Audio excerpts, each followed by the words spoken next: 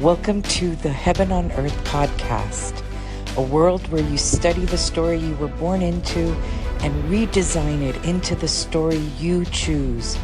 A world where you can have heaven on earth right here, right now, no matter the past. For me, heaven on earth is a holistic experience, leading with the heart, engaging with mind, body, and spirit. It's mindful, fostering calm and secure attachments. As we rise into consciousness, it's an earthly journey where we sensually embrace dynamic living.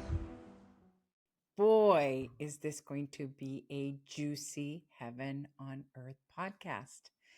I am recording this on the eve of New Year's Eve, and I did that on purpose because I'm entitling this episode 2025, The Portal to the Era of Emotions. I really suggest that you get your coffee, you get your mate, you get your matcha, you get your notebook and pencil because this is going to be a long episode. I really am going to deconstruct, describe, define the uses, the issues that we have with one of our primary operating systems, which is the operating system of our emotions, of what we feel. Now, since the human was born and existed for millennia, the human has had this operating system. But for some reason, we have spent centuries without really learning about it. Now, there's a group of philosophers, gurus, yogis, psychologists that have focused on this, but this knowledge has not been available for all of us. And that's what I'd like to do. Listen, it is a huge, ambitious task for just one episode, but I am going to try and hit major points as to why you need what I call a PhD on you. If most of you know me, you know that that is the tagline to my private practice, the Dynamica practice, where I talk about getting a PhD on you. The more we know about a topic, whether it's math, history, skateboarding, skiing, the tarot cards, does not matter. The more we know about a topic, the better we are at it, the more confident we feel discussing it. And what better topic than you? What better topic than you for your work, for parenting, for loving, for dating, for downtime, for extroverted time? What better topic than you? And there is no other way to know yourself so well than through your operating system, which are your emotions. Because as you weave, as you understand, as you learn about your emotions, you will find your story.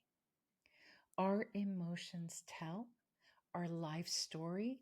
And if we use my approach of the all is in the small and the small is in the all, you will find that the emotions of the collective humanity tells the story of humanity, tells the story of war, tells the story of peace.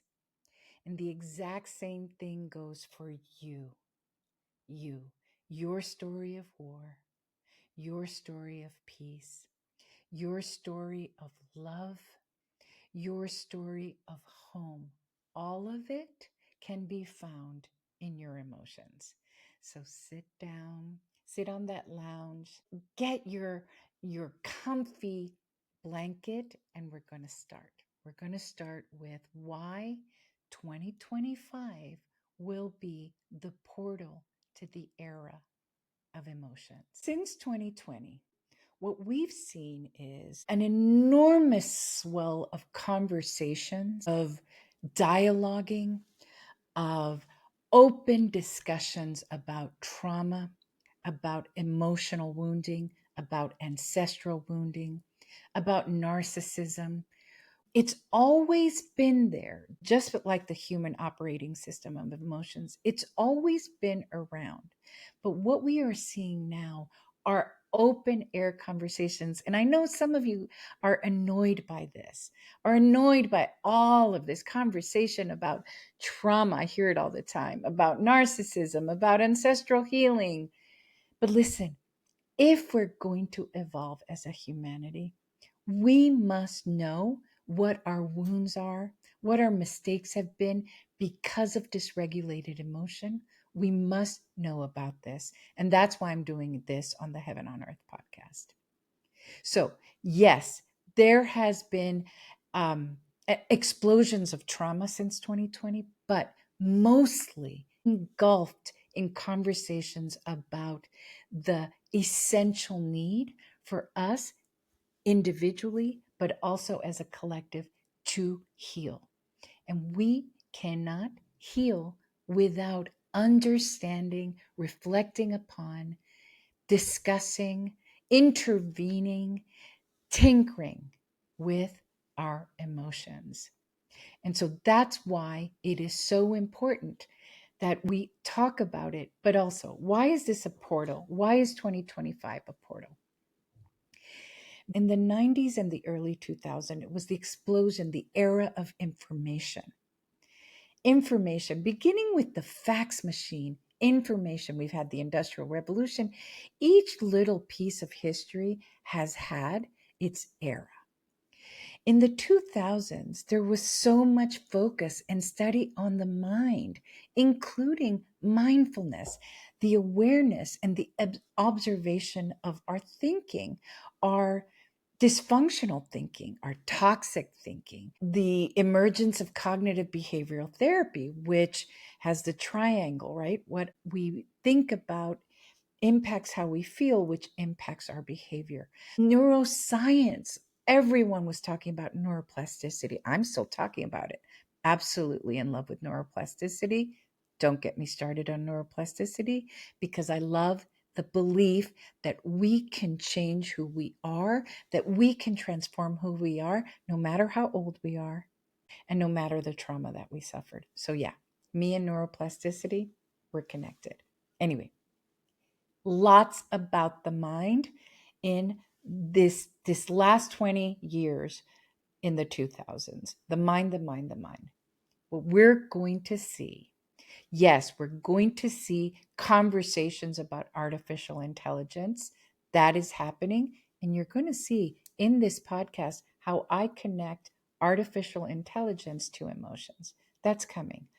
I'm coining this era, the era of emotions, because finally, as a collective, not just in the offices of psychotherapists, not just in the offices of 12-step programs, not just in clinics, not just in support groups, are we going to be talking about emotions?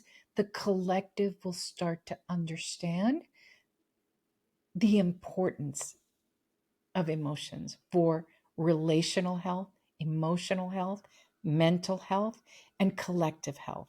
Because our inability as humans to not regulate our emotions or calibrate them or understand them has impacted our existence, has impacted our approach to war, has impacted how we treat our children, has impacted how we treat the people that we love and the people that we don't love. So it is essential. We have no more excuses as to why we shouldn't understand our emotions. So let's start by identifying it as one of our primary operating systems. Our mind is one of our operating systems, our body with our central nervous system, and all of it is not only connected, this is really important, it's unified. It is not mind, body, heart connection. It is mind, body, heart, and I will add spirit. Spirit, this is the Heaven on Earth podcast because I believe in the invisible, as all of you know. It is the unity of each. And each has an operating system. It has a manual. It has a way of usage.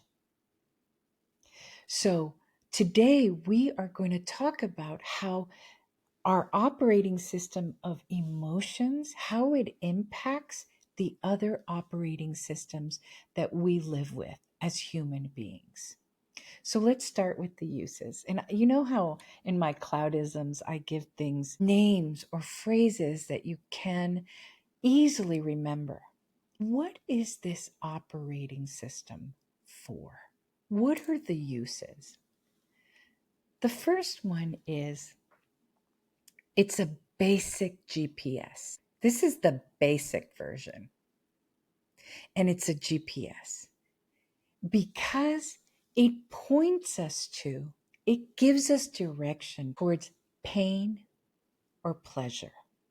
Very basic. It moves us like a GPS.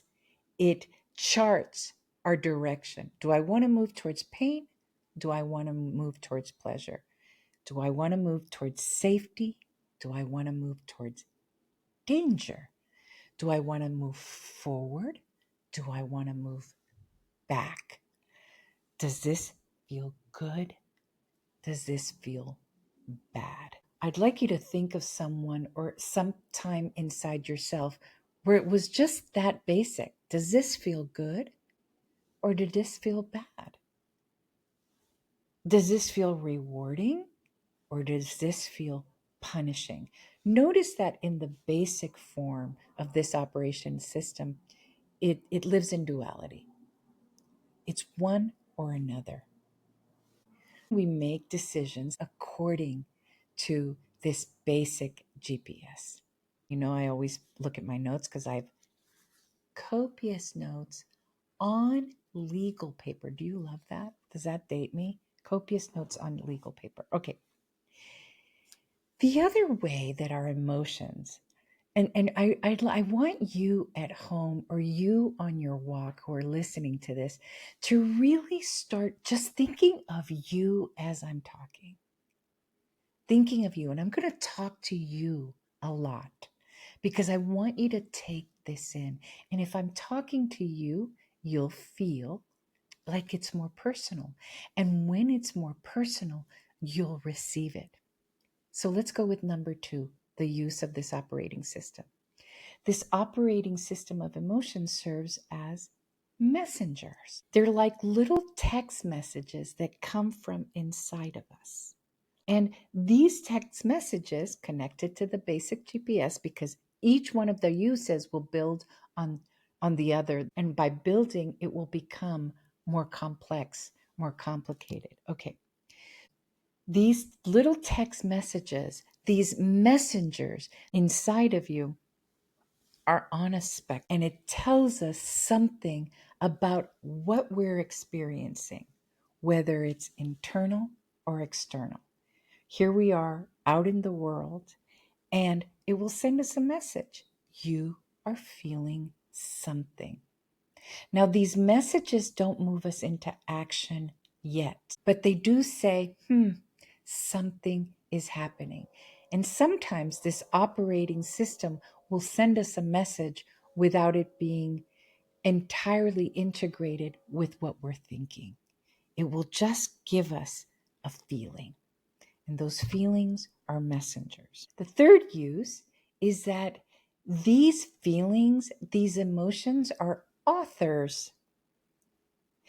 They are the storytellers of our life. Our feelings are designing, weaving, creating our story because our feelings are from our past, are from our present, and they create our future. These feelings, these messengers, this GPS inform us of who we are. Because when we don't like something, that tells us who we are. When we like something, That tells us who we are. It begins to create our identity. This is our story. In my last podcast, I talked about the fact that in silent homes, what happens is when the parents aren't speaking or emoting or poker facing, what happens is the child is having all of these feelings that are normal and natural for our operating system. But the story that is inside of them through their feelings is not getting expressed. So it's really hard to know our identity, to know what we like, what we don't like. If in our early years, we don't know how to express them or aren't allowed to feel them. Remember, this one's really important. Our feelings tell our story. Now, listen, right now, we're not interested if it's in a good story, a bad story, a trauma story. We don't care. What we have to identify is that our feelings are the storytellers of who we are the identity makers of us, of the protagonist in our story. Feelings inform us of who we are. The other use of this operating system is that Eckhart Tolle talks about this in his book, The Power of Now, is our feelings provide us with a lesson. So our feelings can be our teachers. It can be our emotions. They can be our emotions. Let's say the experience of heartbreak. Now, Eckhart Tolle has this very particular way of talking about it, and I want to invite you to just try and put yourself in this headspace, even if it doesn't connect fully. He invites us to say, if I chose this feeling, for example, if I chose this heartbreak, this place where I was abandoned or I was the abandoner, if I chose it, and that immediately puts us into an empowered state. It removes us out of victim because it actually puts us as the protagonist of our story and says, if I chose this, what am I trying to learn? If I chose this situation at work, if I chose this situation as a third party, if I chose this situation where I'm struggling with having children, if I chose this, I know, hold on. Just for a second, ask yourself, put yourself in that seat, that empowered seat. What lesson am I trying to learn? Another way of asking it is, what is this teaching me?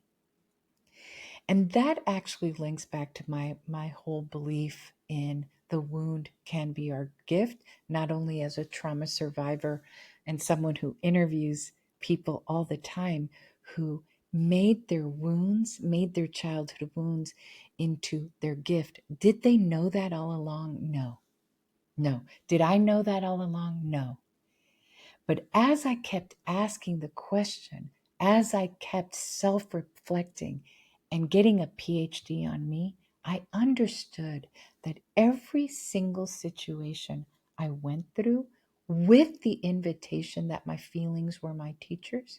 We're going to talk about when we deny that, when we're not learning from our experiences that involve feelings, that's when we get really stuck. That's when we become very rigid. So the question is, what am I learning? Feelings can be our teachers. Ready? Ready for this one? Our feelings are our triggers. So that's connected to messengers. That's connected to teachers. That's connected to the basic GPS, right? This is a good one. Thank you, triggers, because it leads us to the landmines. And I add because it leads us to the gold mines. Thank you, triggers, because it leads us to landmines and the fault lines, the deepest wounds. that we might never know that we're walking around with. I call it the sleeping volcano. A lot of people say that the unconscious, right, is that image of the glacier underneath the water, that all we see is the 5% above, and there's this big glacier of unconscious on the bottom. When I'm teaching in dynamic meditation method, the sleeping volcano. And if you've ever seen a sleeping volcano, it's actually quite beautiful. And then it erupts. And what makes it erupt are these triggers. And through these triggers, we find the fault lines. Now, listen, not pleasant, right? This is hard. Being triggered is hard, but know that these are very, very, very powerful messages, very powerful messengers as to what we've got going inside. Triggers let us know what needs to heal, what needs to be cleaned up, what is inflamed inside of us. It's like triggers are like hot oil. Hot oil. Something is happening. And the thing with the trigger, though, remember how we talked about that some emotions, or when I said earlier, the messenger does not move us into action? With triggers, we move into action, and sometimes it's destructive actions towards ourselves or towards others. And this is how we link it to the collective. The all is in the small is in the all, because it is triggers that lead us into war. War with ourselves, war with others. Triggers. So I want you to memorize this. Thank you, triggers, because you lead me to my fault line. And if I have guidance, support from a therapist, from a group, from a 12-step program, from books, from a coach, it can lead us to our gold mine. Because, like in all great alchemy, hello, shout out Sagittarius, the great alchemizers of astrology, when we hit the fault line, because the trigger let us know, we can alchemize that into gold. It can lead to our gold mines. It could lead to the place that makes us the strongest, the most powerful. But we got to know it. We've got to explore it. And listen, it is hard to be triggered. I just got triggered the other day in situations with my son. And every single time, it's my trauma. Every single time, I'm going into my past. And immediately what I see, all I can see is a traumatized future. So it really is powerful. And today we are going to talk about trauma as a very frozen, stuck, complicated form, amalgam of emotions. Okay, we'll talk about that. Let's keep going. What else is it a feeling? What other use do feelings have? It's the universal language. It is the great connector. I love this. We do not need to speak the verbal 3D language of anybody else in the world to understand what they feel. You can be watching a Vietnamese movie, a Turkish movie, a Latin American movie, and because we all know as humans, we know shame, we know sorrow, we know grief when our child dies, when our parent dies. We know rage, we know jealousy. We know what it's like to want to fight for someone, fight for something. We know falling in love. We know feeling erotic urges because it is part of the human operating system. It is part of who we are. The being able to speak the language is secondary. Having feelings is primary, and it connects us all. And that is why getting a PhD on our feelings can be one of the greatest places of connection with others. I'm going to talk about it later. It's the I am you and you are me principle. Now, avoiding our feelings and projecting our feelings take us to war. Understanding our feelings and allowing and accepting our feelings leads us to connection. Write that down. Okay, another use of feelings are the bridge. They are the bridge, and all of this builds on one another, between the visible and the invisible. Feelings is what allows us to connect with the quantum field, with God, with spirits, with angels. It is the great connector. Because sometimes we have feelings that we've never known before. Sometimes feelings just wash over us when we have the experience of being the I am that I am. If you saw my last podcast, my last episode of the burning bush, it is through feelings that we can bridge to the invisible, whether that be for you, the great I am with your higher self, or with a higher power, or with the quantum field. It doesn't matter. Our feelings are the bridge. Because faith doesn't always go by what we think. It goes through a feeling. I know that I know. Some people, when they talk about the person they married, they're asked, how did you know? And they say, I just knew.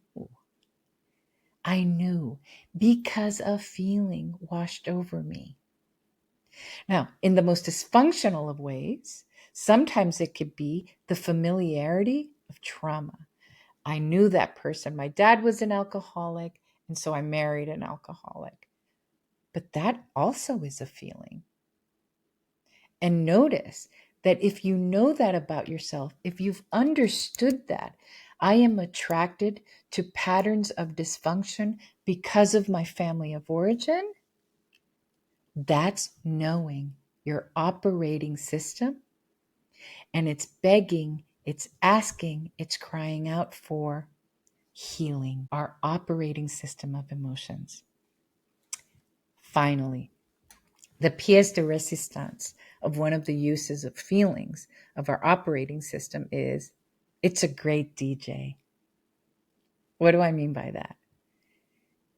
When we allow, when we understand, when we have studied ourselves and why we feel what we feel, when we understand why we choose our GPS, our directions, is this painful?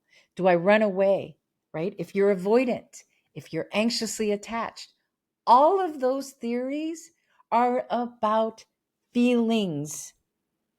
Am I seeking safety or danger? How much am I feeling? Panic attacks is fear spontaneously erupting. So when we become a great DJ is because we've learned to calibrate the volumes, just like a DJ.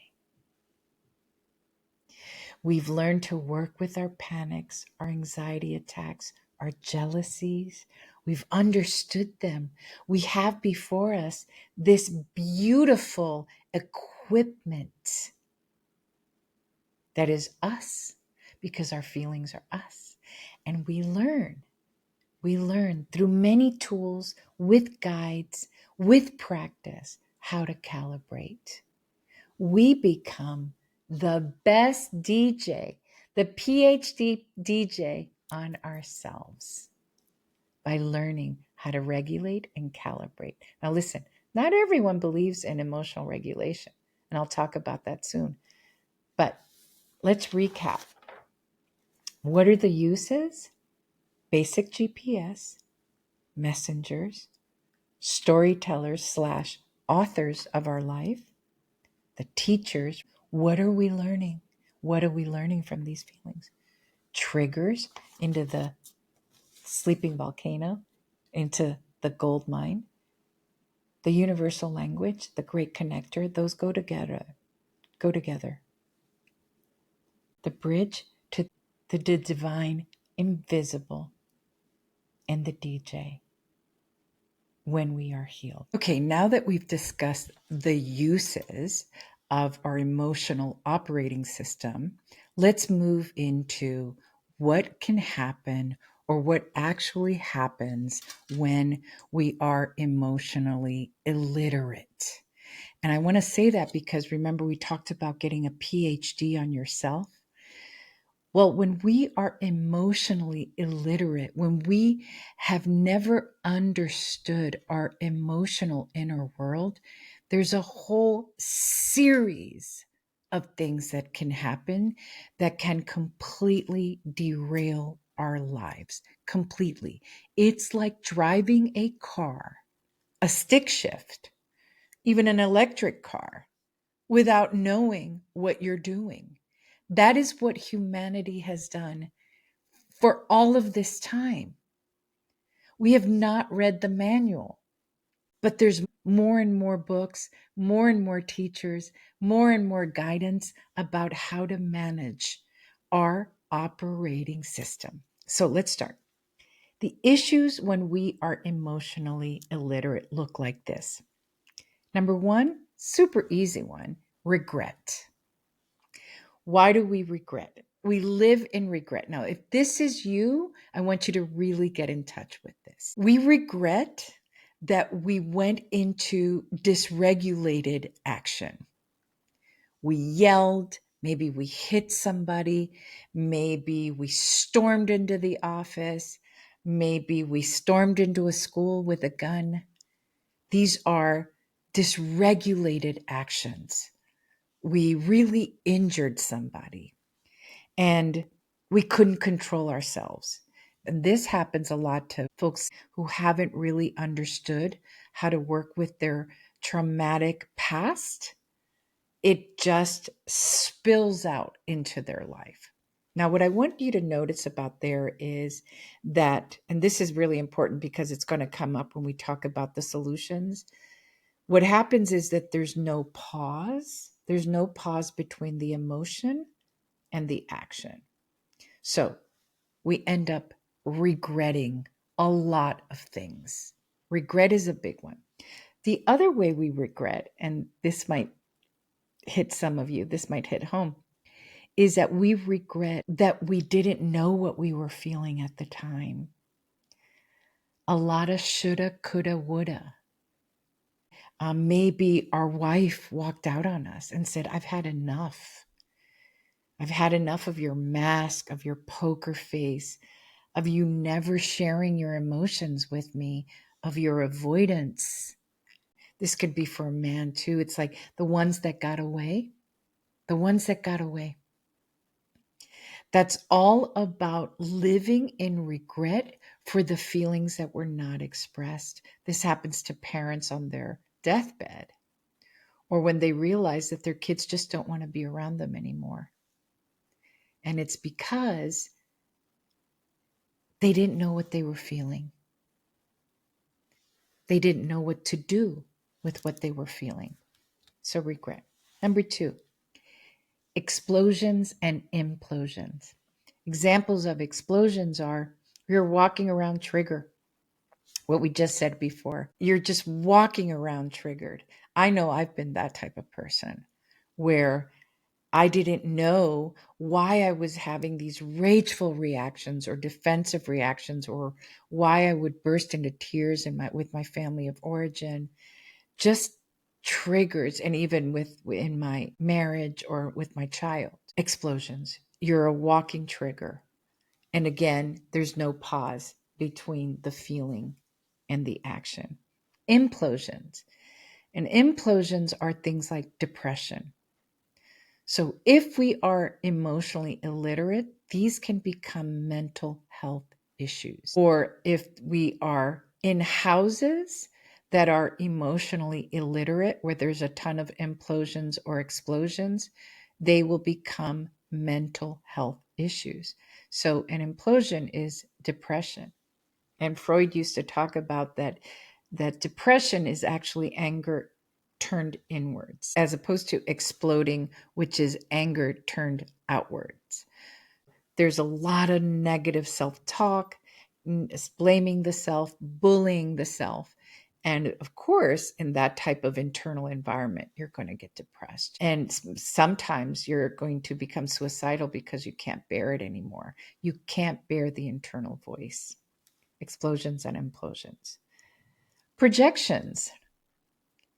And if you saw my episode on the shadow, if you haven't, please go to Carl Jung's concept of the shadow, which are the parts of ourselves. And sometimes they're good. Sometimes they're usually things we really struggle with about ourselves that we basically put into the shadow, that we deny. And I like to say that we amputate, that we pretend are not there. And so what happens is that we project them onto somebody else. We project them. Let's say we're very jealous, but we can't accept that we're jealous. Let's say, how about this one, that we are in love. We are in love, but we cannot accept the part of ourselves that feels in love because we connect it to feeling weak. And so what do? We project it. We take this thing that we're feeling and we literally we glom it on to our partner, to somebody else. We say, stop being so needy because they're acting in love. They're owning their in loveness. Stop being so needy. Get away from me. Projection. As a group of people, as collectives, we project all the time. All the time. We project the worst parts of ourselves as a nation, as an ethnicity, as a religion. We project it onto others. We find that there's so many pastors and people with religious authority who have in their shadow a rampant, inappropriate sexual history, because on the pulpit, they are rejecting, putting into the shadow their sexual urges and saying that these are wrong. But in the shadow, they're acting them out. Again, no pausing between the actual feeling and the action. Projections, projecting our shadow. We dissociate. And another word for dissociating is that we tune out, we check out, we leave our bodies. Now, the one thing with dissociation, and all of these are all adaptations, remember, we want to be super kind at the origin story of these defenses or these reactions. We want to be kind. If we're not kind with looking at our defenses, then we won't investigate them. Then we will not have the PhD on ourselves. Then we won't understand ourselves. That is the whole idea about mindfulness, is to have this compassionate self-reflection and self-investigation. And that's where a therapist helps, because a therapist can create this non-judgmental space. Dissociation begins as an adaptation. Something was so terrifying, so horrific, so anxiety provoking that we had to tune out. We had to check out. And Gabor Mate talks about this a lot. I really love the way he talks about dissociation, because I completely agree with his theory, which is ADHD, for example. And he says that he's been diagnosed with ADHD or ADD, is actually the defensive mechanism, the adaptive response to being in situations where children had to tune out in some way. They had to dissociate. The way that I would take that even further, my take on ADD or ADHD is that that child, for some reason, had to be in a hypervigilant state. And what that means is that they're always tracking for danger. They're looking around, tracking. And so the way that it connects to what Gabor Mate says is that they're tuning out of the present experience, the now moment experience, because for some reason it's intolerable. And then this becomes a habit. It becomes a habit, especially as people call you out on it or call the child out on it. Then they start feeling bad, right? There's all these other layers of feelings. You start feeling bad, you start bullying yourself, you start criticizing yourself because you're getting that from the outside world for being tuned out, for being checked out, which is a dissociative response to having really, really intense, you got it, feelings. Okay, addictions. That's another way it shows up. It shows up as addictions. Addictions are a running from the self because we cannot bear to be with ourselves. And that's usually because, again, the child or the person's environment as they were growing was intolerable. And the messaging was full of hate in some way because usually the addict self hates. And to live with the internal bully, with the bully who's constantly saying, hate yourself, you've got to numb out in some way.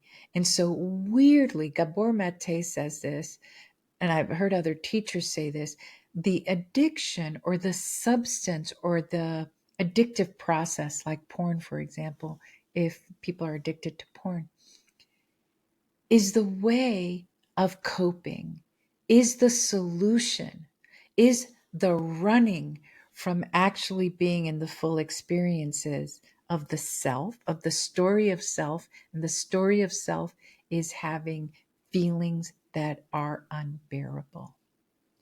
And similar to ADD and ADHD, there's a whole bunch of layers of feelings that then begin to surround the addictive process, like shame, self-hate. Then I run some more. Then I do destructive things. I do explosions or implosions. And I live in regret. So many layers so that the person, you, me, the addict, are farther and farther away from themselves. So addictions is a way that emotionally illiteracy shows up. Okay. Obsessions and ruminations. And again, all of these lead to mental health issues. Think of it. The DSM, the Diagnostic Statistical Manual for psychologists, counselors, psychiatrists, it has at its roots an inability to manage cognitions and emotions.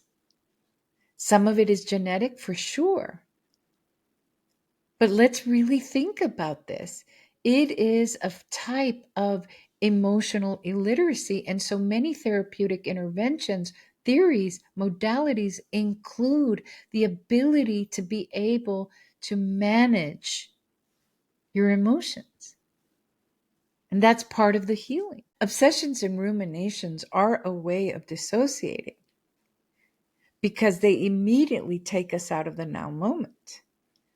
They're a habit that go down a rabbit hole. And obsessions, we know that's part of stalking, that's part of obsessive compulsive disorder, and ruminating, because part of the feeling is that something is happening when we are feeling powerless. When we are feeling powerless or out of control, obsessions and ruminations give us this mirage that we're actually doing something by thinking about it in a loop over and over and over again. That's what's happening when we are emotionally illiterate. We can become two things: either robotic, because we're not allowing emotions. For those of you who know how to do a poker face really well, who know how to act without emoting, for those of you who maybe hold it as righteous, maybe, or feel very proud that you're not showing your emotions. It can have a sense of feeling a little bit robotic. And all of that is adaptive, by the way. You learned that somewhere. That goes back to houses where two things. They might have been families or houses that were super volatile. So you learned to be the person in the house who didn't have those emotions, who wouldn't stoop down to those emotions, who vowed that you would never be that person who would get angry or sad in public, that you vowed that you would never be like your histrionic mom, your hysterical dad, your rageful father. You vowed that. Okay, that's one possibility.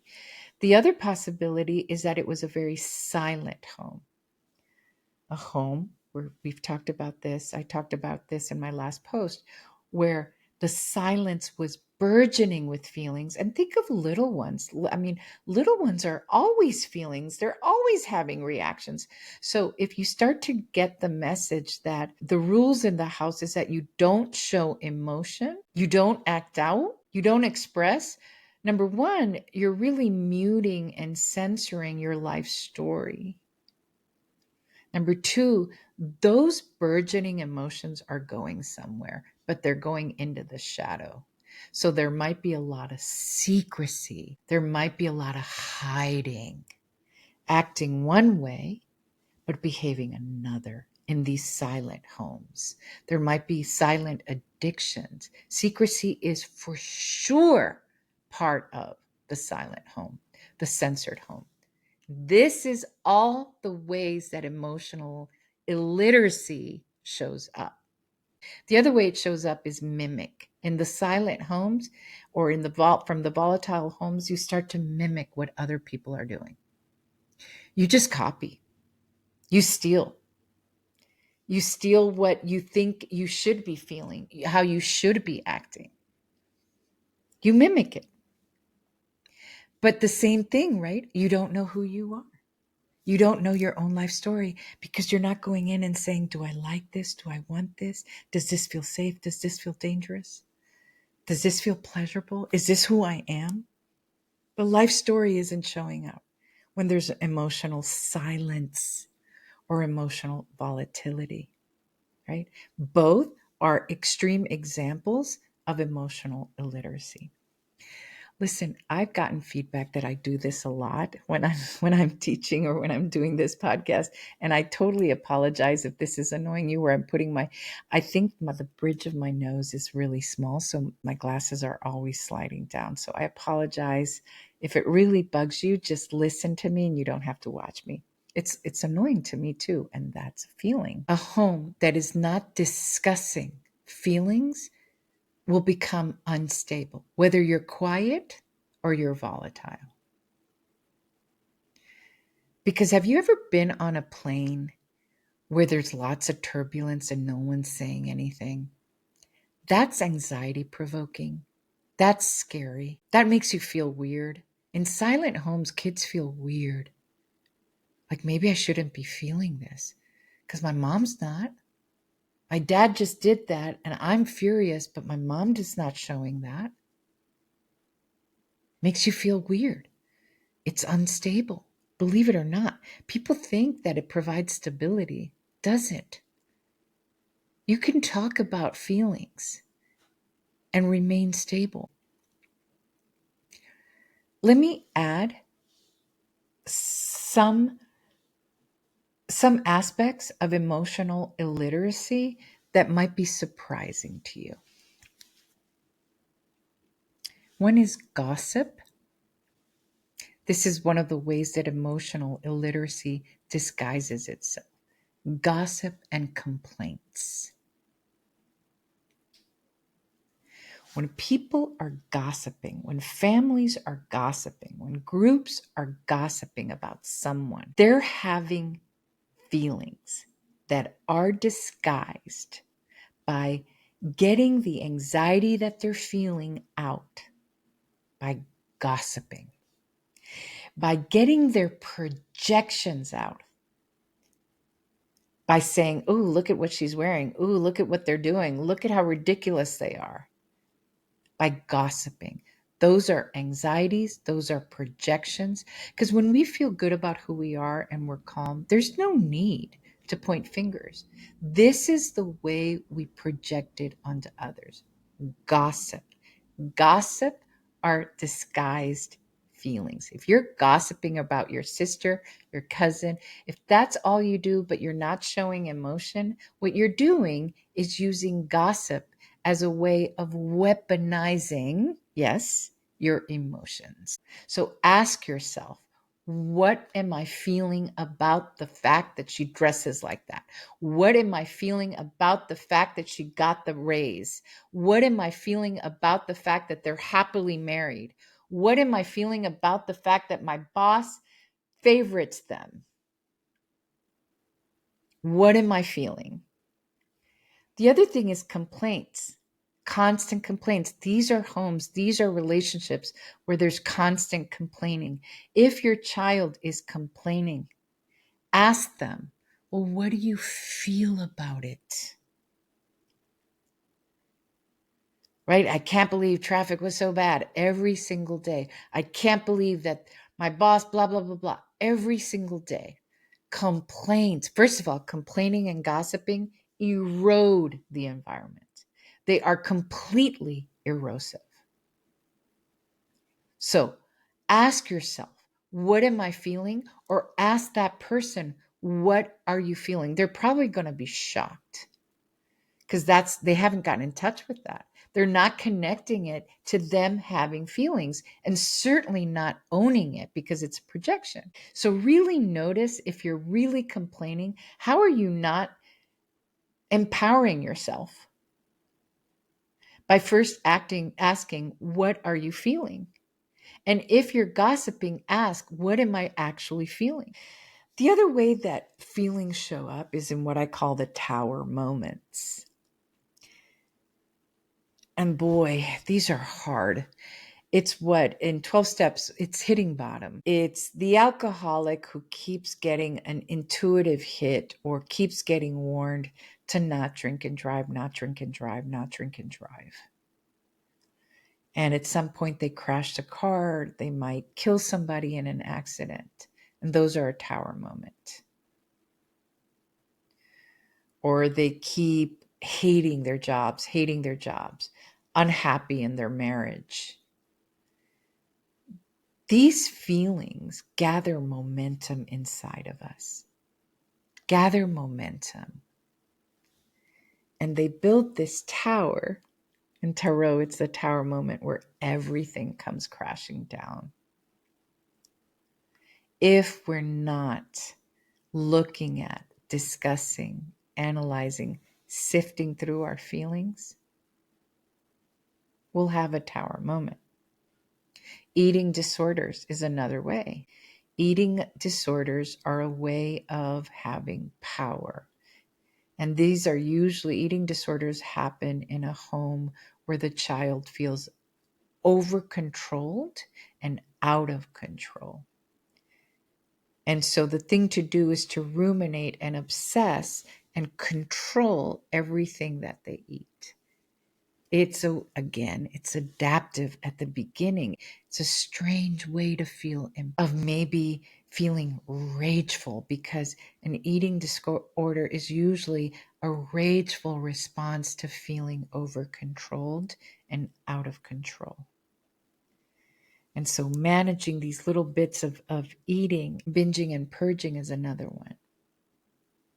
Feelings and ruminating about food. See all the layers that happen when we're emotionally illiterate, which begin to create tower moments where things get worse and worse and worse. We get farther and farther and farther away from ourselves, farther and farther away from the story of ourself. And then it's the tower moments that bring us back to the self. Not ideal. not ideal. We don't want to have to suffer. We don't want our children to suffer that much. Our marriages, we don't want to have to leave the marriage in order for the person to get in touch with themselves.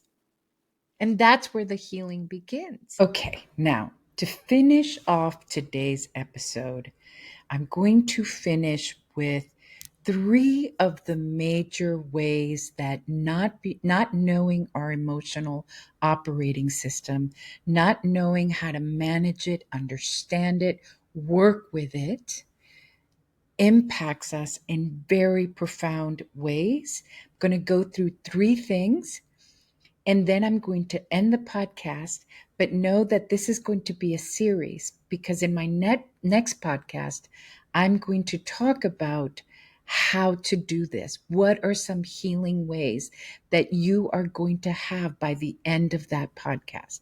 Ways to understand it, because I do want folks to have these concepts. For 2025, we are moving into the era of emotions.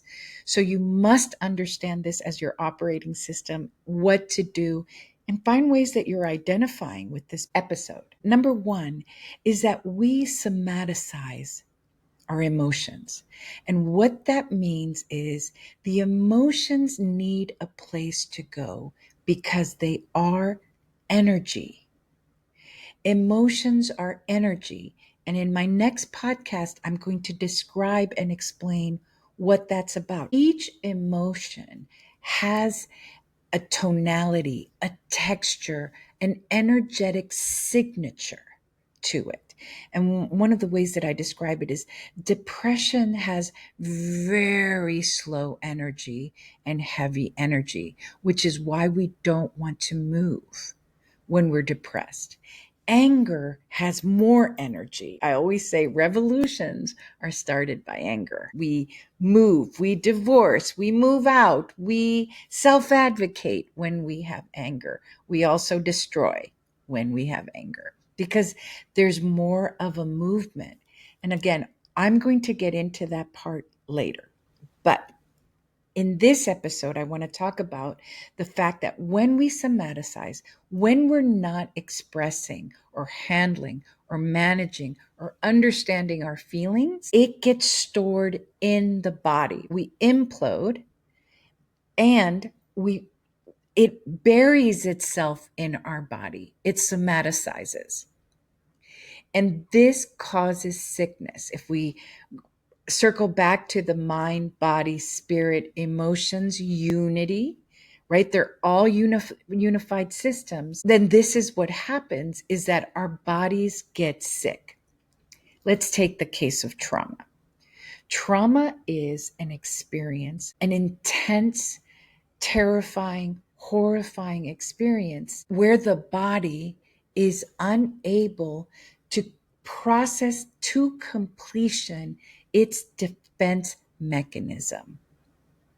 So the body's natural defense mechanism cannot complete its cycle because most of the times, maybe all of the times in trauma, we have the experience of being immobilized, whether that's physically through physical abuse, war,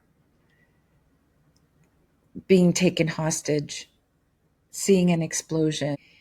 We have the experience of being immobilized, or I want to add, or feeling absolutely shocked when the coach touches us inappropriately, when the doctor touches us inappropriately. Sometimes we are immobilized by shock. That's why when they ask victims, well, why didn't you do anything? It's because in a lot of cases, we're a deer in headlights. We're so shocked. It happens in cults. It happens in all situations that involve trauma. There is this sort of washing over of shock that immobilizes us. So the body wants to do something. Trauma requires that we do something but we can't. We want to fight. We want to flee. We want to hide. We want to bury ourselves away like a possum, but we're immobilized, so we cannot do it. So when we have post-traumatic symptoms after these events, what's happening is the body is attempting to close that loop and cannot. The body is frozen on repeat. I always say that trauma is a frozen experience that we can't find the ways to thaw. But there are ways. There are ways. And it's stuck in our body. So what happens is the past is constantly, what's that movie? Groundhog Day. The past is constantly in the present. It robs us of the future. We can't see the future because we're always reacting by our internal triggers. Post-traumatic symptoms are an attempt to solve what we couldn't do when the trauma was happening. But it's on repeat because we don't have the tools. We don't have the tools. Now, today, this is my message. We do. 2024, 2025, the last part of the 2000s, we have so much understanding through so many beautiful teachers and experts and psychologists and doctors who have studied this. We have the tools. I'm going to talk about that in the next podcast. Of course, we crash and burn. It crashes and burns because it just makes our life worse. We know this. Why? Because we dissociate more, we ruminate more, we keep repeating again. Things start to go on repeat as an attempt to solve, as an attempt to self-comfort. The internal bully is overwhelming. We must run from that shadow that gets bigger and bigger and bigger. The thing is, once we start running from our feelings, that shadow, it's like we keep adding momentum, fuel. It begins to amass like a big, dark cloud that stalks us, lurks, hides in the corners, ambushes us. The shadow gets bigger if unaddressed. It either lodges in the body, we run from it through addictions. The idea here is that it gets bigger and worse, and we have access to ways that we can decrease this. Mostly, it's like everything else. When we don't know what's happening, we get scared. And it's harder for us without a calm central nervous system to actually address it. Now, the other thing is I want to do a little plug here for the all is in the small and the small is in the all, which is this happens to nations, to governments, to religious organizations, in cults. What's happening in the individual happens in groups that destroy, groups that seek war to comfort themselves. The all is in the small and the small is in the all. The third way that I wanted to talk about was mood disorders. Basically what happens in borderline personality disorder, in bipolar disorder, is this hypersensitivity to what? To emotional triggers. This child, with its little tiny raw psyche, was experiencing things that were out of control in a massive way. Now, this can also show up in a home that's ruled by silence. Sometimes in those homes, the child who is acting out all over the place is actually the scapegoat for the family, for all that is unspoken in the family. A lot of people will say, but it's also genetic, and that there's truth to that. There's truth to the fact that we pass on unprocessed anxiety. We pass on unprocessed depression, whether it's by nature or nurture. Do you see? I keep driving this home. If we do not understand this emotional operating system, it will cause havoc and it will cause generational havoc. What do you say? What do you say if we take 2025 and really get a PhD on ourselves? That's my real invitation for the individual. And collectively, what do you say we start building heaven on earth one person at a time? What happens is people with these personality disorders or bipolar disorder, basically the disorder where emotions are just spastic all over the place, constant projections, constant blame, right? Is because they can't help seeing their world and their life through a lens of pain. They are walking around raw. They are a live wire. The defense mechanisms that come from that are volatility, are trying to dominate others. There's a lot of power struggles there. Are these pendulum swings, extreme pendulum swings of emptiness and fullness, but fullness of rage, fullness of obsession, then swings totally to emptiness. Basically, a lot of rigid duality. For borderline personality disorder, for example, that's called splitting.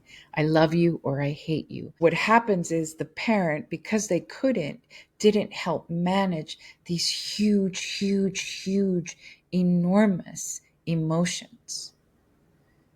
And it's very likely because the home didn't know how to manage it. We don't know how to manage it, which is why I'm talking about it. We have to move into the era of emotions because people are triggered and dysregulated 24/7 all day long. And with social media, even more.